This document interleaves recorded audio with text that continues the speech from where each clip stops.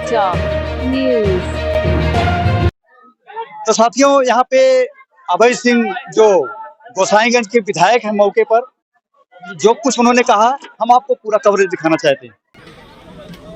और हम चाहेंगे कि माननीय विधायक जी पुष्प माननीय, हम चाहेंगे कि आप लोग थोड़ा तालियों के साथ, क्योंकि हमारे महापुरुषों को नमन कर रहे हैं माननीय सम्मानित विधायक जी। मंच पर बैठे हुए हमारे साथी भाई राम सुंदर यादव जी, भाई अरविंद यादव जी, और यहाँ पर उपस्थित सभी पितातुल बुजुर्ग और माताएं, बहनें, नौजवान साथियों, प्यारे बहनें, सबसे पहले हम माता सावित्री बाई फुले की जन्म जयंती के अवसर पर आप सभी लोगों को बहुत बहुत बधाई देते हैं, बहुत बहुत शुभकामनाएं देते हैं, और साथ में आप सभी लोगों को नव वर्ष में बहुत बहुत बधाई देता हूं, बहुत बहुत शुभकामनाएं देता हूं। साथियों, हम इस कार्यक्रम के आयोजकों को बहुत बहुत बधाई देना चाहेंगे।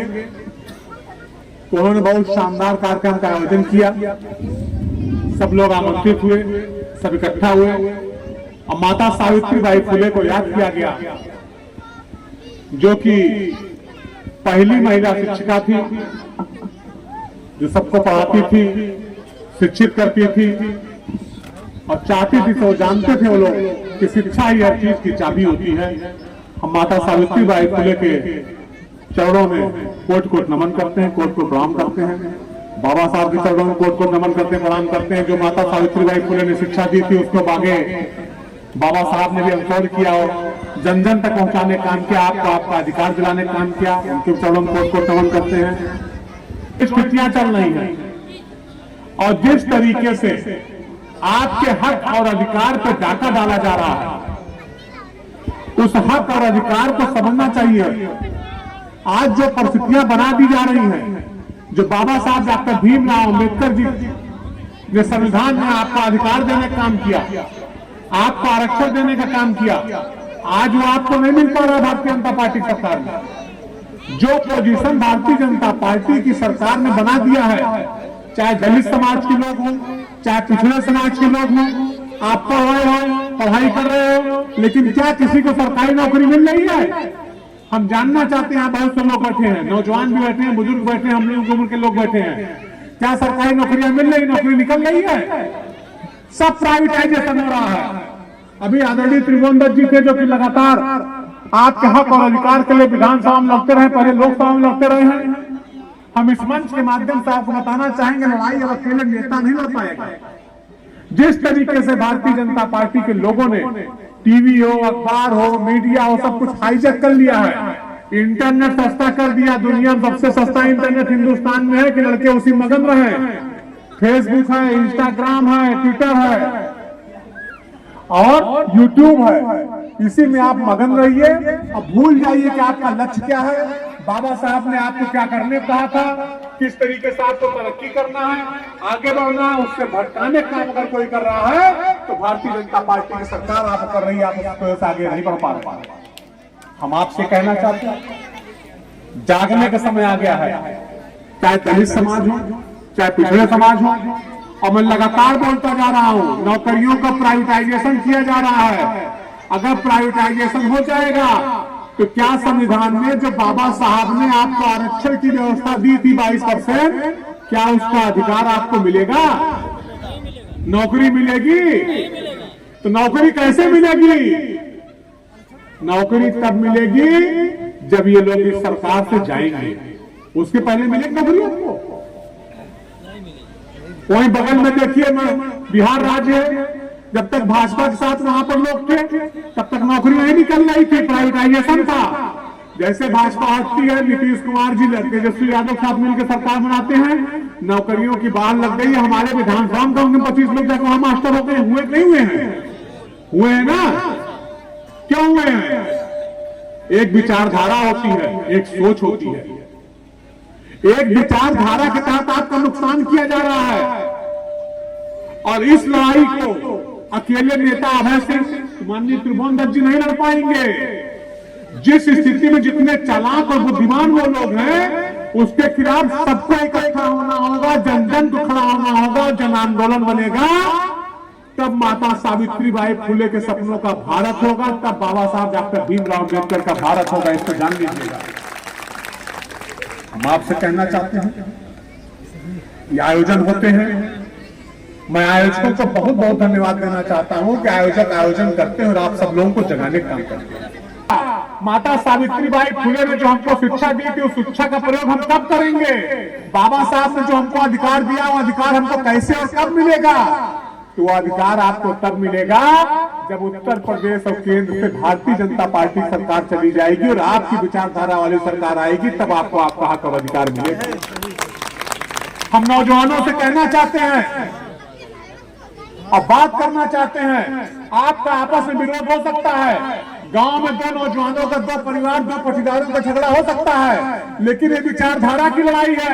इस विचारधारा की लड़ाई में सबको इकट्ठे होकर लड़ना पड़ेगा, नहीं तो पता चला पटीदारी झगड़े में एक आदमी विचारधारा के साथ है, कहता भैया ये तो विचारधारा के साथ, तो हम दूसरे के साथ थे। अपनी लड़ाई लड़ते रहिए, लेकिन विचारधारा के आधार पर भारतीय जनता पार्टी की सरकार को हटाने के लिए लगातार मेहनत करते रहिए, आंदोलन तरीके से तैयार होइए, और जब आप उसको हटाएंगे तभी आपके छोटे छोटे नन्हे मुन्ने बच्चों को जो बैठे हैं, पढ़ रहे हैं, लिख रहे हैं, तैयारी कर रहे हैं, तभी इनको रोजी रोटी रोजगार मिलने का काम होगा। हम आपसे कहना चाहते हैं, तो आपका हक और अधिकार कैसे मिलेगा? बहुत लालच माननीय त्रिभुवन दत्त जी को मिला है कि हमारे साथ चले आओ, मंत्री बना दिए जाएंगे। मिला नहीं मिला है? हाँ? लेकिन ये नहीं गए मंत्री बनने के लिए। इन्होंने कहा मंत्री बन करके तो हमारा व्यक्तिगत लाभ होगा, लेकिन जिस समाज में हमको आज इस लायक बनाया है, त्रिभुवन दत्त बनाया, उस समाज के भले के लिए, उस समाज की भलाई के लिए हम आपके पास नहीं जाएंगे। हम समाज की भलाई के लड़ते रहेंगे, मंत्री बने और चाहे ना। हम कहना चाहते हैं, अपने ऐसे नेताओं का त्याग और बलिदान याद कीजिए। कहीं चौकीदार मत बनिए, मालिक बन करके रहिए। लेकिन ये जरूर कहना चाहेंगे, महंगाई हो, बेरोजगारी हो, भ्रष्टाचार देख लीजिए, चाहे खाना हो, तहसील हो, ब्लॉक का भ्रष्टाचार बढ़ा नहीं बढ़ा? हाँ, हम ये कहना चाहते हैं, इन सबको खत्म करने के लिए, चाहे महंगाई, बेरोजगारी, भ्रष्टाचार, और सबसे बड़ी बात यह कि दलितों और पिछड़ों का आरक्षण चोरी हो रहा है, जो नौजवानों का भविष्य खतरे में है, बिल्कुल खत्म हो गया है। हम और आप तो अपना जीवन जी चुके हैं, जो 50 साल, 55 साल, 60 साल, 20 साल और जीना, 25 साल जीना है। लेकिन वो छोटे छोटे बच्चे जो सामने यहाँ बैठे हुए हैं, जो पीछे खेल रहे हैं, टहल रहे हैं, जिनको पढ़ाने के लिए माँ बाप कुछ भी मजबूरी कर रहे हैं कि हम अंग्रेजी मीडियम पढ़ाओ, हमारा बच्चा बेटा हुआ कौन लायक हो जाए। लेकिन जब नौकरियां आए तब तो कौन लायक होए, जब आरक्षण का लाभ मिलेगा तभी तो कौन लायक होए। और आरक्षण लाभ कब होगा? जब सरकार सरकारी नौकरी लगाएगी। हम पूछना चाहते हैं, एएनएम, जीएनएम, नर्स की भर्ती हो रही है, क्या उसमें सरकारी नौकरी आ रही है? बताइए। बिजली विभाग में इतनी नौकरी हो, भर्ती हो रही है, क्या सरकारी नौकरी आ रही है? ब्लॉक में इतनी भर्ती हो रही है, क्या सरकारी नौकरी आ रही है? एयरपोर्ट पर भर्ती चल रही है, क्या सरकारी नौकरी आ रही है? जब सरकारी नौकरी नहीं आएगी तो आपका आरक्षण कहां से मिलेगा?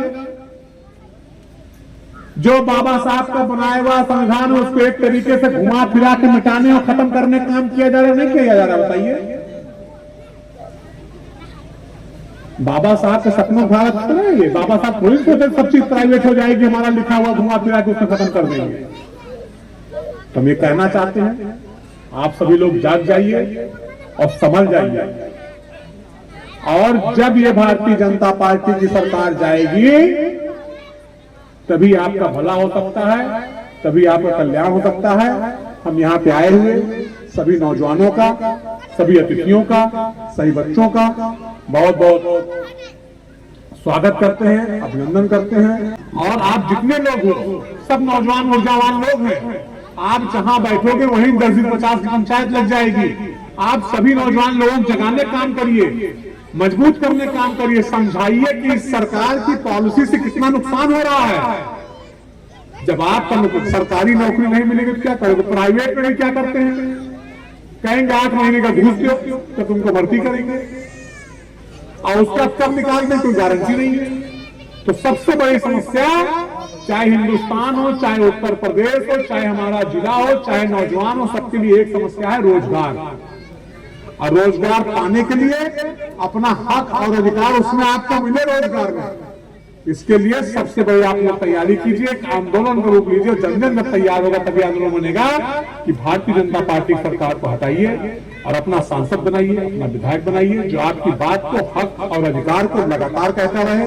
आदरणीय त्रिभुवन दत्त जी भी अभी लगातार बोलते रहते हैं कि जब संसद से लेकर के विधानसभा से लेकर सड़क तक इस पर जन आंदोलन होगा, जगह जगह चर्चा होगी, चौराहे चौराहे पर चर्चा होगी, तभी आपकी लड़ाई हम लोग जीत सकते हैं। इन्हीं बातों के साथ आयोजकों को मैं बहुत बहुत आभार व्यक्त करता हूं, उन्होंने बुलाया, हमें आमंत्रित किया। आयोजक बहुत बहुत आभारी हैं, अपनी बातों को विराम देते हैं। जय भीम, जय भारत, जय समाजवाद, नमोदय, बहुत बहुत धन्यवाद। ठंडी में आप लोगों ने, हमारी माताओं बहनों ने, जाबाज माताओं बहनों ने और हमारे नौजवान हैं ऊपर हैं। इसके बाद वैभवबाग, अनुपम, ये 15 बच्चे हैं और सारे बच्चे शांति व्यवस्था बना के रखेंगे।